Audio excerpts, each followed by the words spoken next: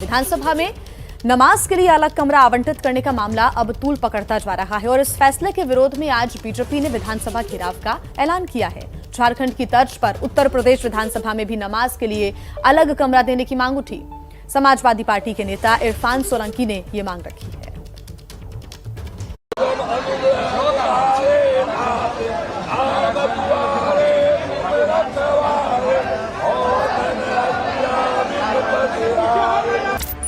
झारखंड विधानसभा परिसर में हनुमान चालीसा का पाठ करके बीजेपी विधायकों ने विधानसभा अध्यक्ष के उस फैसले पर विरोध जताया जिसके तहत नमाज के लिए अलग कमरा आवंटित किया गया है। लेकिन इस मुद्दे पर विरोध और राजनीति यहीं थमती नजर नहीं आ रही। नमाज पढ़ने के लिए कमरा आवंटित करने का मामला झारखंड हाईकोर्ट पहुंचा।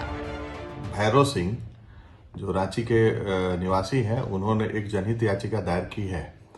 उसमें है कि विधानसभा स्पीकर को पावर नहीं है कि अपने एक प्रेमाइसेस को दे दिया जाए कि एक पर्टिकुलर कम्युनिटी के लोगों के लिए प्रेयर करने, क्योंकि सेकुलरिज्म जो है 42nd अमेंडमेंट में डिफाइंड है।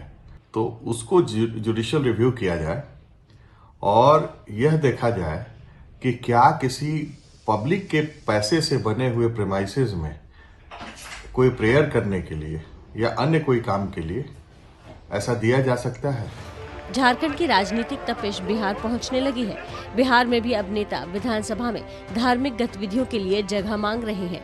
बीजेपी के विधायक हरिभूषण ठाकुर बचौल ने बिहार विधानसभा में हनुमान चालीसा पढ़ने और प्रार्थना करने की जगह दी जाए। जब धर्मनिरपेक्ष राज्य और राष्ट्र है, उसमें एक समुदाय विशेष के लिए तुष्टिकरण की नीति के तहत अगर नमाज रूम कहीं आप दे रहे हैं तो क्यों नहीं प्रार्थना रूम दीजिएगा, हनुमान चालीसा रूम क्यों नहीं दीजिएगा? देना पड़ेगा, क्योंकि संविधान बराबर का विधान सबके लिए एक समान होना चाहिए।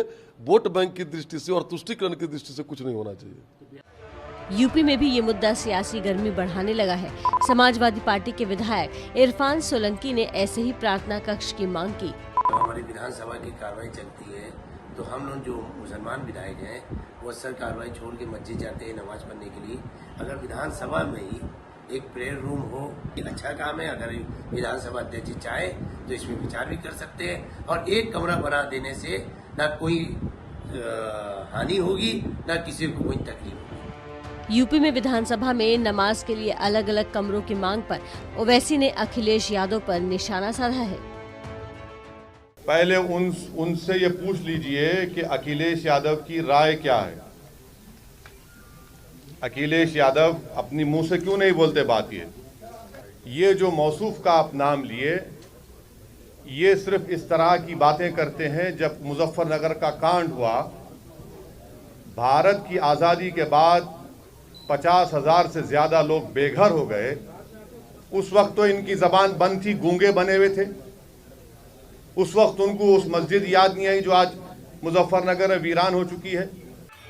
विधानसभा परिसर में धार्मिक गतिविधियों की मांग को लेकर सियासत और तेज होने की संभावना है। यूपी विधानसभा चुनाव से पहले समाजवादी पार्टी की तरफ से उठी इस मांग पर विरोध की आवाज मुसलमानों की बात कहने वाले ओवैसी की तरफ से आई है। बाकी पार्टियां भी हालात और सियासी नफा नुकसान का आकलन करने के बाद धीरे धीरे अपने पत्ते खोलेंगी। तो उत्तर प्रदेश में ये घमासान अब राजनीतिक रंग लेता हुआ नजर आ रहा है। इस पर हमारे साथ जुड़ रहे हैं लखनऊ से हमारे संवाददाता रणवीर। आइए उनसे अपडेट्स हम ले लेते हैं। रणवीर, झारखंड, बिहार समेत अब उत्तर प्रदेश में भी राजनीतिक रंग लेता हुआ ये मुद्दा जरूर नजर आ रहा है और ऐसा लगता है कि यह मुद्दा तुष्टीकरण की राजनीति को ज्यादा प्रोत्साहित कर रहा है। देखिए, यूपी में 5 महीने बाद चुनाव होने हैं और चुनाव से पहले हर कोई अपने अपने एक गणित सेट करने में लगा है। ये किसी राजनीतिक दल की मांग नहीं है, एक विधायक की मांग है। समाजवादी पार्टी के विधायक है इरफान सोलंकी, उनकी मांग है और यही वजह है कि पार्टियां अभी खुलकर इस पर बोल नहीं रही हैं, क्योंकि जिस तरह की बीजेपी की राजनीति है, हिंदुत्व की राजनीति है, ऐसे में अगर आप विपक्ष की राजनीति को देखें तो सॉफ्ट हिंदुत्व की राजनीति नजर आती है। कल मायावती ने जिस तरह से कार्यक्रम किया, उसमें शंखनाद हुआ, मंत्रोच्चार हुआ।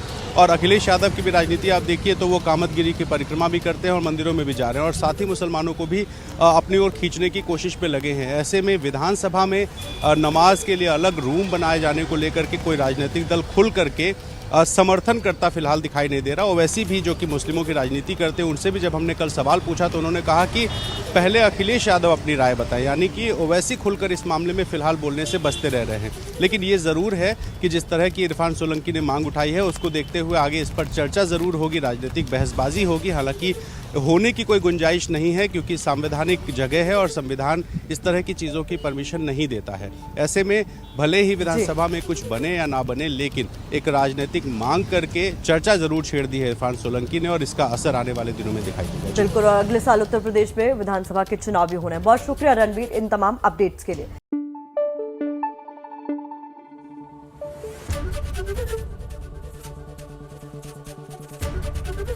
एबीपी न्यूज आपको रखे आगे।